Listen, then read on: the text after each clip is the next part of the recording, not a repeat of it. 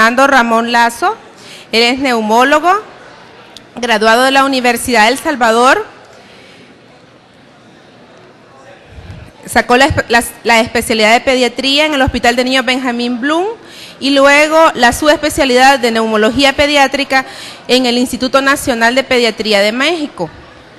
Actualmente el doctor es médico neumólogo en el Hospital de Niños Benjamín Bloom y en su consultorio privado. El doctor nos va a hablar sobre los consejos prácticos en el manejo del asma en niños.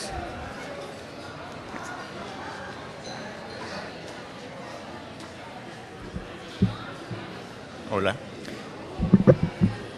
Buenos días, soy el doctor Fernando Ramón Lazo. Vamos a hablar sobre un tema muy conocido por todos, que es asma. Bueno, vamos a comenzar con esta frase. Todo lo que silba en la vía aérea traduce obstrucción, pero no necesariamente asma. Vamos a abordar esta clase o esta charla en varios aspectos. Primero vamos a recordar qué es asma y posteriormente cómo se hace el diagnóstico y cuál es su manejo. Entonces ustedes pueden ver que esta frase quien la acuñó fue el padre de la broncoscopía, que es Chevalier Jackson. Aquí lo pueden ver haciendo sus broncoscopías. Ok, ¿por qué estamos hablando de asma en este momento? Uno, porque es una enfermedad pulmonar crónica más frecuente que existe en el paciente pediátrico. Afecta aproximadamente a 300 millones de personas al año. Tiene una prevalencia que anda entre 10 y 25%. Si ustedes sacan la media, más o menos anda por el 17%. O sea que de cada 100 personas que andan por ahí caminando, 17 muy probablemente tienen asma, aunque un poco controlada y por eso obviamente no está con los síntomas. La prevalencia se incrementa en los países de desarrollo. Afecta a todas las edades. Tiene altos costos de tratamiento y un gran impacto para la comunidad. Ok, no sé si muchos de ustedes ya conocían el estudio Isaac. El estudio Isaac hablaba sobre, es un grupo epidemiológico que lo que pretendía era identificar cuál era la prevalencia del asma en diferentes países. Entonces se ubicaron dos grupos etarios, un grupo que iba desde los 6 a los 7 años, aquí se hizo en Latinoamérica y en todo el mundo, y otro grupo que iba de los 3 a los 14 años. Y el objetivo era identificar qué tanto asma existe. Por lo menos aquí, de acuerdo a las tablas de nuestro país que se hizo por el año 2006-2007, la prevalencia de asma en el grupo de edad de 6 a 7 años está en 29.5%.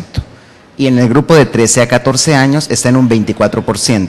Si nosotros comparamos incluso con otros países como México también, o puede ser como Panamá, nosotros estamos incluso por encima. Eso tiene que ver tanto con factores genéticos, pero también con factores ambientales. Ok, ¿cuál es la semblanza clínica? Nosotros muchas veces tenemos un pacientito que nos llega que tiene sibilancias, que está un poco cansado, que la madre dice que tose, pero nosotros estamos con la duda, ¿será o no será asma? Nosotros podemos ver que muchos de estos pacientes en la semblanza clínica van a tener datos de alergia, rinitis alérgica, estornudos. Son pacientes que muchas veces los vemos ojerosos, los vemos un poco delgados, también pueden estar el fenotipo de los gorditos. Y también son pacientes que ya tienen el antecedente, que muchas veces han recibido terapias respiratorias. ¿Por qué? Porque alguien escuchó un poquito de sibilancias. ¿Cuál es la semblanza clínica? Es la de la madre que consulta porque el niño tiene tos seca, espasmódica, predominantemente nocturna, o bien puede ser inducido por el ejercicio o inducida por alérgenos conocidos. Generalmente todos estos niños, la mayoría ya ha sido tratado en múltiples ocasiones por problemas de bronquitis o bronquiolitis.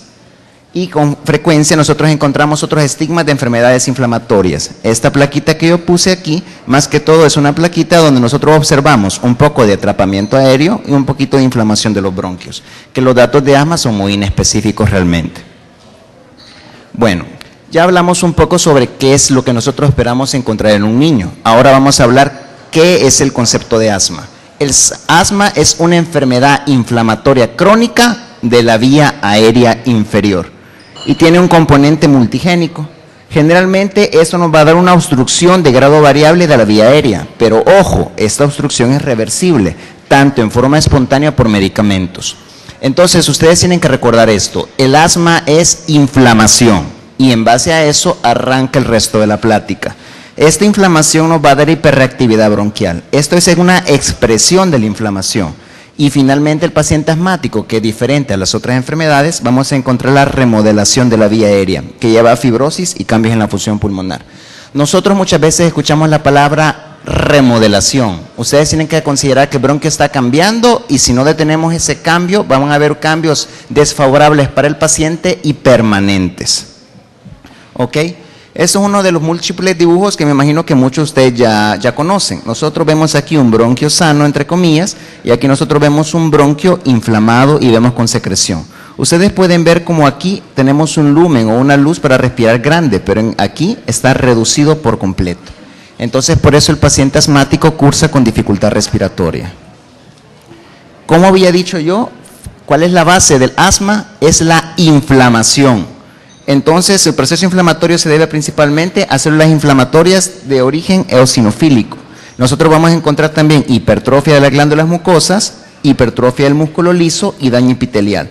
Y todo eso nos va a dar como resultado una hiperreactividad bronquial. Ustedes pueden ver aquí la secuencia, cómo se va inflamando toda la pared hasta que prácticamente el paciente no puede respirar. Entonces, tenemos que se inflama la pared, hay moco, y aparte tenemos broncoconstricción. Todo eso va a hacer que el tamaño del bronquio disminuya y nos va a limitar el flujo aéreo.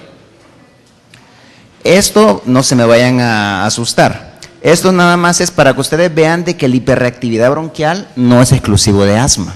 Como comenzamos diciendo, no todo lo que pilla o todo lo que silba es asma. Nosotros podemos ver que del lado de la izquierda tenemos múltiples factores y nos da inflamación eosinofílica y eso nos va a dar hiperreactividad bronquial. Pero en el mismo momento, si nos vamos al lado de la derecha, hay inflamación no eosinofílica. O sea que estamos diciendo que un paciente con una bronquitis, un paciente con una neumonía, un paciente con un cuerpo extraño, un paciente con un reflujo gastroesofágico, simplemente nos va a dar el mismo fenómeno de hiperreactividad bronquial. Entonces, la hiperreactividad bronquial, aclarando, no es exclusiva de asma y se encuentra en muchas enfermedades. Entonces, aquí más que todo es para que ustedes vean cómo es el fenómeno inflamatorio. Esto es una imagen por broncoscopía. Aquí están los bronquios, aquí está todo inflamado. Ustedes pueden ver que aquí está todo un hoyito reducido. Eso es lo que se ve adentro de los bronquios. Todo está rojo. ¿Cuáles son los síntomas del asma? Los síntomas del asma generalmente, como ya los conocemos, es tos principalmente, disnea o cansancio, sibilancias o presión torácica y tirajes. Todos estos síntomas pueden variar en el tiempo, en frecuencia e intensidad. Si ustedes tienen un paciente asmático y llega a su consulta y el paciente está bien, ¿solo por eso se descarta que sea asma? No, porque el asma es variable. Un mismo paciente que todo el tiempo esté con esos síntomas, incluso uno dudaría que es asma. Pero cuando nosotros tenemos un paciente que puede ser que el día lunes esté descompensado y el fin de semana esté bien, eso es lo que uno espera encontrar en la evolución del asma. Todo se debe a una limitación variable del flujo aéreo. ¿Cuáles son los factores desencadenantes del asma? Principalmente los alergenos, pero también tenemos otras causas que pueden desencadenar crisis asmáticas. Infecciones virales, alergenos, contaminantes, por aquí tenemos el tabaco. También se menciona lo que es el ejercicio, lo que es las risas. Un paciente con solo reír puede desencadenar una crisis asmática si no está controlado. El aire frío, el estrés y muchas drogas. Las drogas, sin que recordemos que aquí metemos a lo que es la aspirina, los AINES y los beta bloqueadores. En algunos pacientes eso es causa de crisis asmática. Bueno, entonces hablamos ya sobre en el primer bloque. Hablamos sobre qué era asma y los conceptos. ¿Qué tienen que recordar de esta primera parte? La base fisiopatológica del asma es la inflamación. Cuando yo hable de asma, traten ustedes de recordar la palabra inflamación. La inflamación traduce hiperreactividad bronquial y como ya había dicho, la hiperreactividad bronquial es inespecífica, puede ser causada por muchas enfermedades, no solamente asma. Y como último punto de este primer bloque, hay muchas enfermedades que causan inflamación bronquial. ¿Ok? Bueno, ya tenemos el paciente, está tosiendo, tiene silbido de pecho, en ocasiones se cansa. Dicen que hace un mes lo nebulizaron, pero no sabemos si es o no será asma. Y entonces, ¿y cómo sabemos si eso no es asma? ¿Y si de verdad es una bronquitis y el paciente no es asmático? Entonces, el diagnóstico del asma es funcional, como yo había dicho previamente. Nosotros lo que observamos es una limitación al flujo aéreo reversible y por lo tanto la forma de hacer el diagnóstico formal del asma es por medio de flujo expiratorio pico o por medio de una espirometría. Así se hace el diagnóstico del asma. La espirometría, lo que nosotros observamos es de que posteriormente a aplicar salbutamol o un broncodilatador, los bronquios se abren. Y existen ya parámetros específicos que tienen que abrirse por lo menos en un 12% o por lo menos en 200 mililitros. Entonces, la reversibilidad total o parcial de la obstrucción al paso del aire es la característica funcional del asma. Esto es lo que nos hace diagnóstico de asma. Aquí hago la aclaración: si un paciente tiene un poco de rinitis alérgica, tuvo la mala suerte de tener una neumonía y una bronquitis, y le hacen pruebas cutáneas, solamente les va a decir que es alérgico, pero en ningún momento están ustedes estableciendo diagnóstico de asma. Puede presentarse como consecuencia del tratamiento médico esta reversibilidad o de manera espontánea. Pero ¿cuál es el problema de estas pruebas? Los niños no colaboran. Generalmente esta prueba se puede hacer a partir de los 5 a los 6 años, porque antes de esta edad el niño, aunque pueda ser el niño más inteligente, tiene una limitación para comprender cómo se realiza la prueba. Entonces la pregunta que ustedes me van a hacer: ¿y cómo voy a hacer el diagnóstico si el niño tiene menos de 5 años? Que eso es un bloque muy importante, es un bloque donde hay mucha confusión. Entonces, se creó lo que es el índice predictivo de asma. Comenzaron a observar a muchos pacientes y comenzaron a ver quiénes al final del camino tenían asma y quiénes no tenían asma cuando ya crecían. Y entonces establecieron lo que son estos criterios, que tienen por lo menos un alto valor predictivo positivo. Se dice de que si el paciente presenta abajo de 5 años sibilancias recurrentes, que más que todo se definen como más de 3 episodios en los primeros 3 años de vida, y a eso le sumamos una de estas dos cosas, un criterio mayor, ya sea diagnóstico de eczema antes de los 3 años o dermatitis atópica, o historia en los padres de asma, hacemos diagnóstico. O dos criterios menores, que puede ser diagnóstico de rinitis alérgica antes de los 3 años, sibilancias en ausencia de infección respiratoria, que más que todo lo definimos como en ausencia de fiebre, o eosinofilia mayor o igual al 4%. Entonces, esto es el índice predictivo de asma de Castro Rodríguez. Ahí salió como a mediados de los años 90. Y esto al final lo que nos habla es que para nosotros poder hacer diagnóstico de asma en un paciente con sibilancias, tenemos que ver tanto la historia de atopia o alergia personal como familiar. Entonces, este índice nos dice que el 77% de los niños con algoritmo positivo tienen asma entre los 6 a los 13 años de edad. El 70% que tienen algoritmo negativo no tienen asma. Entonces ustedes pueden ver que incluso el índice de confianza es muy alto e incrementa el riesgo de asma hasta 6 veces del asma atópica en los pacientes que lo tienen positivo. Entonces, eso es con respecto a los niños menores de 5 años de edad. Pero ustedes tienen la siguiente pregunta, me imagino. Mire, ¿y si le tomamos una placa, sirve de algo? Los estudios de imagen no hacen el diagnóstico de asma. Son reportados normales según diferentes series hasta en el 75% de los casos. Es importante para descartar, digamos, para valorar el grado de afección pulmonar, pero también para descartar complicaciones. Entonces ustedes toman una placa con la finalidad de descartar, por ejemplo, que sea un cuerpo extraño, que sea una tuberculosis, que pueda tener incluso daño de reflujo, otro tipo de indicaciones. Debe incluirse dentro de todo protocolo de estudio, pero eso sí, está muy bien indicado en los asmas de difícil control y en pacientes que tienen crisis severas o estados asmáticos. Entonces, ustedes pueden observar que esas son 2 placas de paciente. Al final, ¿qué nosotros qué observamos? Nosotros observamos atrapamiento aéreo, vemos el pulmón más negrito, vemos discretos infiltrados bronquiales o pariliares, tanto del lado derecho como izquierdo, pero estos datos son muy inespecíficos. Estos datos los podemos encontrar en una bronquitis, también en alguna otra bronquiolitis, en un paciente que tenga reflujo. O sea, estos datos que nos hagan diagnóstico de asma formalmente no permiten. Esta es otra radiografía tal vez un poquito más escandalosa. Si ustedes pueden observar, aquí se ven casi todos los espacios intercostales. Alguien podría decir, esta hasta casi grita asma. Pero como he repetido, hay muchas enfermedades que pueden dar el mismo cuadro y no siempre va a ser asma. Entonces, con respecto al diagnóstico que tenemos que recordar, 1. El diagnóstico de asma se confirma al establecer la reversibilidad a la obstrucción del flujo aéreo. ¿Y eso por medio de cómo? Por pruebas de función pulmonar.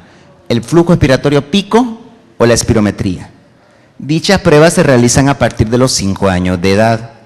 En niños menores de 5 años nos apoyamos en historia de atopia personal y familiar. ¿Pero qué significa esto? Cuando el niño tenga 5 o 6 años hay que hacer las pruebas de función pulmonar.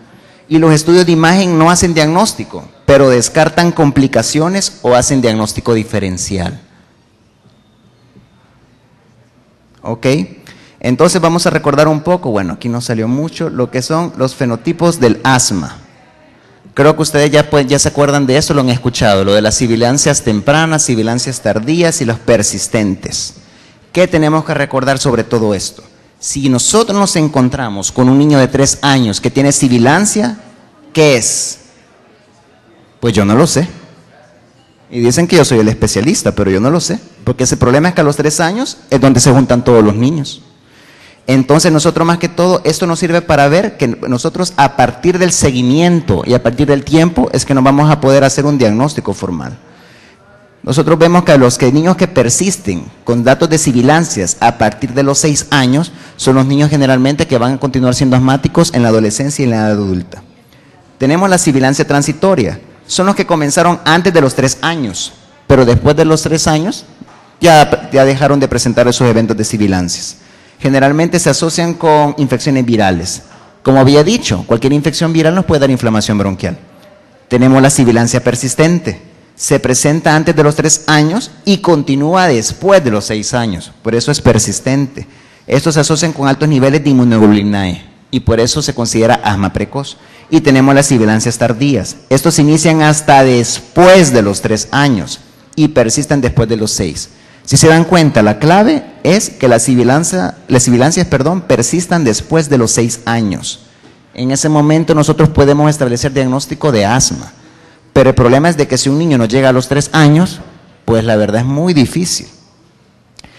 Esto es importante. ¿Por qué? ¿Se acuerdan que les había hablado un poco de la remodelación de la vía aérea? Me imagino que tienen que recordarlo. Entonces, ¿qué significa esto? Que nosotros vamos a tener cambios de fibrosis a nivel de los bronquios. Esta es la función pulmonar. Ustedes pueden ver que en los niños que nunca tuvieron sibilancias, siempre la función pulmonar llegamos a un punto donde comienza a bajar. Es lo normal en toda persona. Pero nosotros tenemos que los pacientes que tuvieron sibilancias intermitentes o persistentes presentan una caída más brusca de la función pulmonar. Entonces, cuando ustedes tienen un paciente asmático que no se le da adecuado tratamiento, felicidades, esto es lo que ustedes le están regalando a largo plazo. Todo lo que ustedes hagan en un niño tiene impacto en su adultez. Y eso es lo que quiero que entiendan o por lo menos se lleven de esta gráfica. Todo lo que uno hace, tanto limitar o no limitar los tratamientos, va a tener un alto impacto. Entonces, ¿qué puntos claves tienen que recordar? Es difícil establecer el fenotipo resultante antes de los 6 años. Desde temprana edad se inicia la remodelación de la vía aérea y la remodelación afectaría a futuro la función pulmonar del adulto. Ok, entonces ya hablamos sobre asma y hablamos sobre diagnóstico. Ahora vamos a hablar sobre la clasificación. Esta era una de las primeras clasificaciones que sacó el GINA, que es la Iniciativa Global del Asma. Se dividía en intermitente, leve persistente, moderada persistente y severa persistente. Ustedes pueden ver de que había que preguntar muchos síntomas nocturnos, estar viendo lo que era la función pulmonar. ¿Cuál es el problema con esta? No era práctica. Generalmente casi nadie tenía tiempo, nadie se acordaba de los parámetros. Era muy difícil llevar esta clasificación. Entonces al final, ya en las siguientes, por ejemplo, publicaciones del GINA, simplemente la quitaron. ¿De qué sirve que algo sea tan bueno si solamente nos sirve para atenderlo en un cuadro? Entonces, posteriormente sacaron la clasificación de niveles de control. Esta clasificación es mucho más práctica, es mucho más fácil de llevar. Lo que vamos a ver nosotros es los síntomas diurnos, nocturnos, limitación de la actividad física y tratamiento de rescate.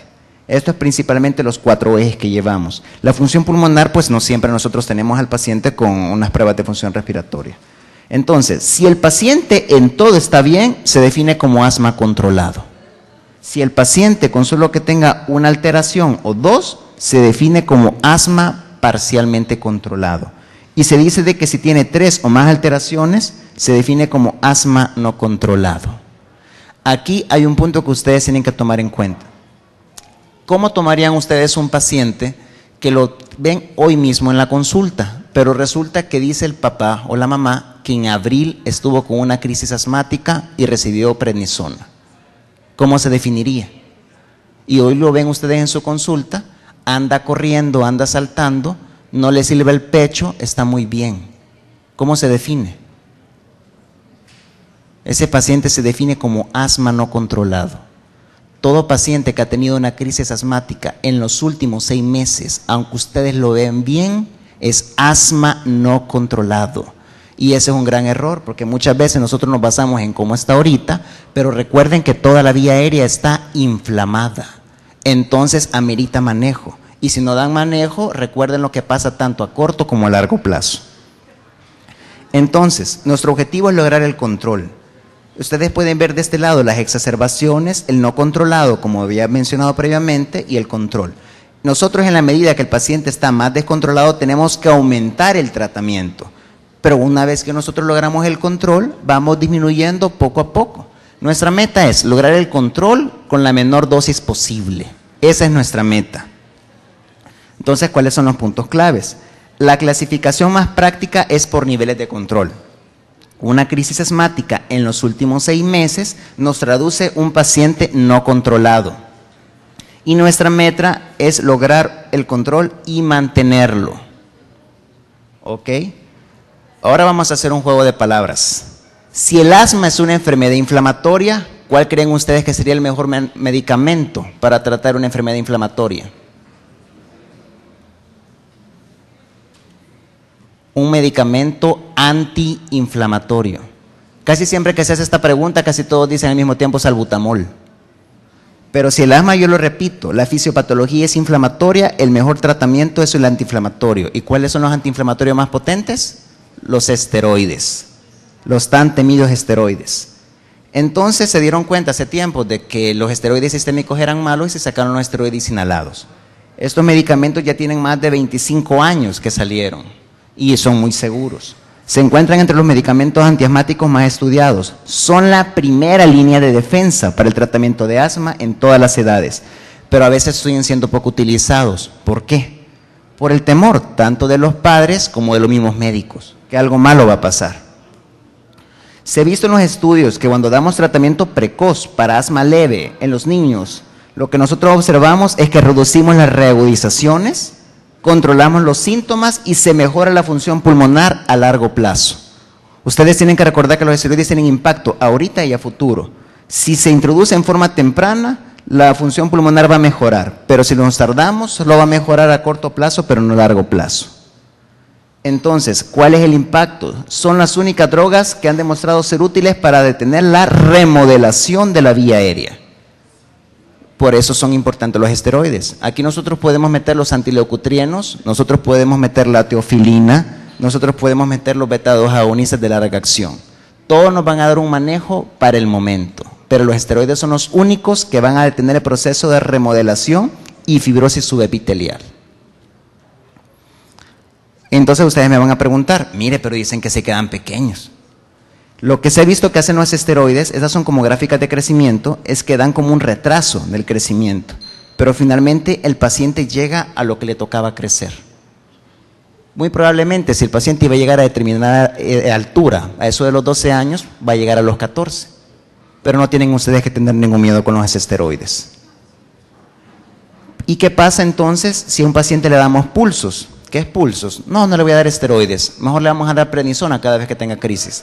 Entonces nosotros lo que vamos a observar es de que los pacientes que le damos pulsos es como que no le hubiéramos dado nada. Al final la talla normal es del paciente que no tuvo nada. Si nosotros usamos esteroides, que es la amarilla, pueden observar que se retrasa, pero al final llega al mismo punto que le tocaba llegar. Pero si nosotros, hipoxia significa que o no le damos nada, o pulsos que solo le damos cuando está enfermo prednisona. Entonces al final vamos a tener un mayor impacto en el crecimiento y en la talla si no le damos nada a que si le damos esteroides. Entonces, el impacto sobre el crecimiento, los esteroides no se asocian con osteoporosis o fracturas óseas, y en estudios hechos en muchísimos niños, más de 3.500, no demostraron que afectaban el crecimiento, que ese es el mayor temor de los esteroides. Pero tenemos que recordar que existen efectos de los esteroides que pueden ser locales o sistémicos. Esos ustedes los van a elegir. ¿En qué sentido? Porque existen dosis bajas de esteroides que no tienen ningún efecto. Dosis medias que tienen efectos locales, como la famosa moniliasis, puede haber también una afectación a nivel de las cuerdas vocales, o dosis altas que nos van a dar efectos sistémicos como Cushing. Al final, lo ideal es tratar de manejar al paciente con dosis media o dosis baja, no utilizar nunca dosis altas. ¿Ok? Entonces, avancemos. Me imagino que muchos de ustedes recordarán este gráfico. Este se va actualizando año con año en el GINA. Este es el manejo de asma sugerido por GINA para los niños mayores de 6 años de edad. Al final no vamos a leerlo todo. Ustedes tienen que recordar que existen medicamentos de rescate. Esto significan beta-2 agonistas de corta acción, o sea, salbutamol. Pero al mismo tiempo nosotros podemos, incluso sugiere que a partir de los 6 años ya podemos utilizar también terapia combinada, que es un beta-2 de larga acción. ¿Qué es lo que ustedes tienen que recordar de esta gráfica? Si se dan cuenta, siempre la opción principal o preferida para controlar, esteroide, corticoides inhalados, corticoides inhalados, corticoides inhalados. Los otros medicamentos son como opciones, pero si ustedes tienen que elegir algo para controlar al paciente, son con esteroides. Este es el manejo de asma para menores de 5 años de edad. ¿Qué pasa aquí de importante? Los beta-2 agonistas de larga acción aquí no están aprobados todavía en este grupo etario. Entonces nosotros lo que sugerimos como primera opción, de acuerdo al GINA, es utilice baja dosis de esteroides inhalados. Y si no mejora, pues duplíquela. Y si dan cuenta que todavía como si no mejora con esta, se prefiere referir al especialista. Aquí, por lo menos, lo que son los antagonistas de los receptores de los leucotrienos, que es el famoso Montelukast, si se dan cuenta, está dentro de otras opciones. Entonces, al final, ¿qué tenemos que recordar? De que el manejo principal es con esteroides inhalados. Primero nosotros cuando llega un paciente tenemos que establecer la severidad por grado de control. De ahí nosotros tenemos que dar el tratamiento, pero de ahí nosotros tenemos que evaluar una respuesta al tratamiento y reajustar. Esto es un ciclo que tenemos que estar haciendo con cada paciente. Como les había mencionado previamente, existen dosis bajas, dosis medias y dosis altas de esteroides, pero aquí esto se complica más, porque aparte existen grupos todavía etarios donde tienen sus propias dosis. Existen los menores de 5 años, de 6 a 11 años y los adultos y adolescentes. Y esto no es porque los quiero confundir o los quiero marear, sino que es para que ustedes tengan conciencia que cada grupo tiene diferentes dosis. Esta es la dosis baja. Los medicamentos aprobados a los niños abajo de 5 años de edad es la beclometasona, la budesonida, la fluticasona y la ciclesonida. Solo son 4. Y ustedes saben cuáles son los de batalla que nosotros tenemos en diferentes lugares o instituciones. Esas dosis tienen que ustedes que aprendérselas. De ahí existen dosis para los niños de 6 a 11 años de edad. Y ustedes se dan cuenta que se va complicando más la cosa, porque van apareciendo dosis diferentes, ya no son las mismas dosis. Pero también los medicamentos aprobados van creciendo la lista, como la mometasona o la triamcinolona. Y por último, existen dosis aprobadas o sugeridas por el GINA para adultos y adolescentes, que distan y son completamente diferentes, en la mayoría de casos, de las dosis de los 6 a los 11 años. Al final, mi objetivo no es ponerme a leer una por una, sino por lo menos que ustedes tengan la conciencia de que tienen que aprender qué medicamentos son los que ustedes disponen y aprender para cada grupo etario sus dosis. Entonces, ¿cuáles son los puntos claves? Los corticoides inhalados son la primera línea en el manejo de asma. Son los únicos que detienen la remodelación de la vía aérea con impacto favorable en la función pulmonar a largo plazo. Existen dosis por diferentes edades. Son medicamentos seguros y se utilizan a dosis adecuadas. Y por último, la terapia combinada está aprobada a partir de los 6 años de edad, como es el formoterol y el salmeterol. ¿Ok? Entonces, ahora vamos a recordar, ¿qué es una crisis asmática? Todos los datos del asma simplemente se incrementan y hay una limitación súbita al flujo aéreo. Entonces, nosotros vamos a tener que una disminución progresiva. Y por resultado va a ser un resultado, de un broncoespasmo, de un edema de la mucosa, hipersecreción y tapones de moco. Y vamos a tener un paciente cansado. Entonces, nosotros podemos observar que muchas veces el edema puede ser que no incrementó bruscamente, pero el broncoespasmo en sí hace de que la luz bronquial se cierre. Si alguien podía respirar con este espacio de aire, ahora imagínenselo respirando con esto. Por eso es que súbitamente se cansan. Entonces, ¿cuál es la meta o el objetivo? Restablecer en corto tiempo la permeabilidad de la vía aérea. Y si en el fenómeno de la crisis lo más importante es el broncoespasmo, entonces el tratamiento en la crisis va a ser el broncodilatador. Tenemos unos principios básicos que tenemos que recordar. El control oportuno y rápido de la obstrucción al flujo aéreo. Nosotros tenemos que tratar de mantener la saturación de oxígeno arriba del 94%. Hay que utilizar en forma agresiva, esa es la palabra que se utiliza, beta-2 agonistas de corta acción inhalados. Se recomienda inicio temprano de esteroides. Y si hay necesidad, tenemos que administrar oxígeno a flujos bajos e hidratar al paciente. Esto no crean que nos vamos a poner a revisar todo en este momento. Esto es nada más como los esquemas sugeridos. Ustedes pueden darse cuenta de que ya se dejó de abordar como una crisis leve, moderada y severa.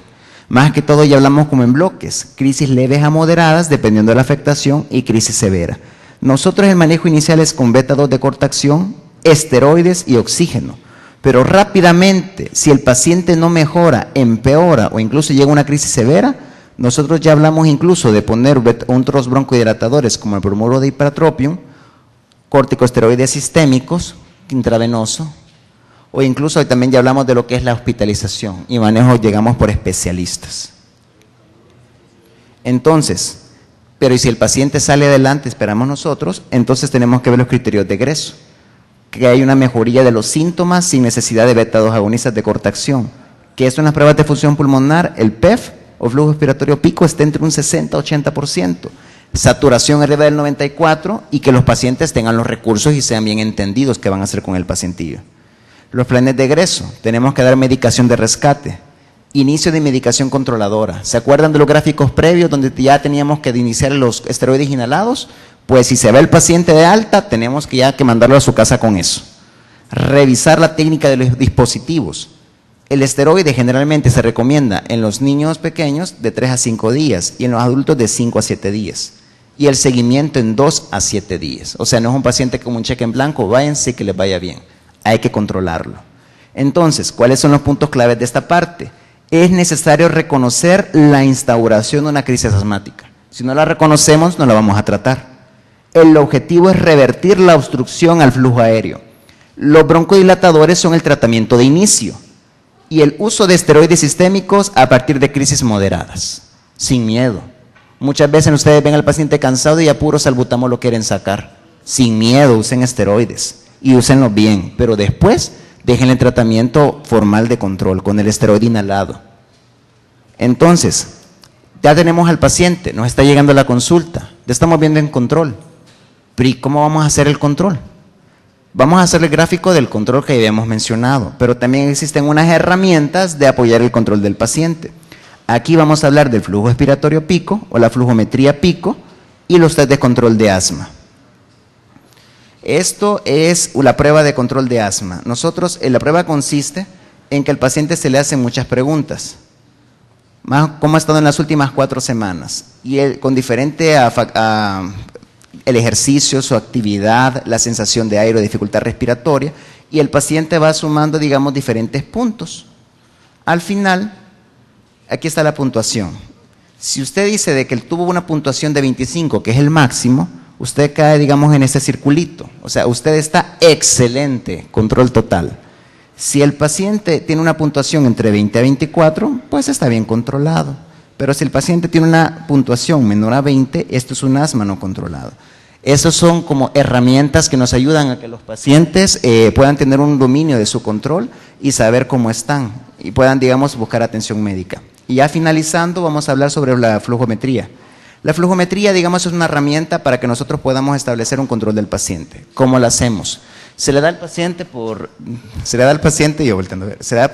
2 semanas.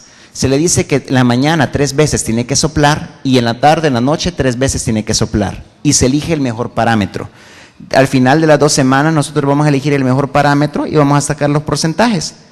De entre el 80 al 100% luz verde, entre el 60 al 80 luz amarilla y es como un sistema de semáforo y abajo al 60% luz roja.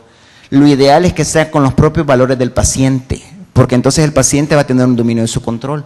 Si un paciente está cansado, puede soplar, y si queda entre el 80 y 100% está bien, pero si está amarillo o rojo, pues tiene que buscar atención médica. Y ya finalizando, ¿qué pensar cuando no logramos el control? Primero, ¿será de verdad asma? ¿No será que es un reflujo y por eso nunca mejora? Estudiar comorbilidades. Esto ya lo tenemos que ver también, llamar a los especialistas, como puede ser una rinitis alérgica, problemas de reflujo, una apnea obstructiva del sueño, obesidad. Puede ser también un control ambiental. Puede ser que en la casa no tengan todos los cuidados o consideraciones de limpieza, alergenos. O puede ser también que hay problemas con apego al tratamiento, ni se lo ponen ni se lo dan, o los papás, como bien puso el doctor Barahona en la charla previa, no saben ni cómo administrar los diferentes sprays.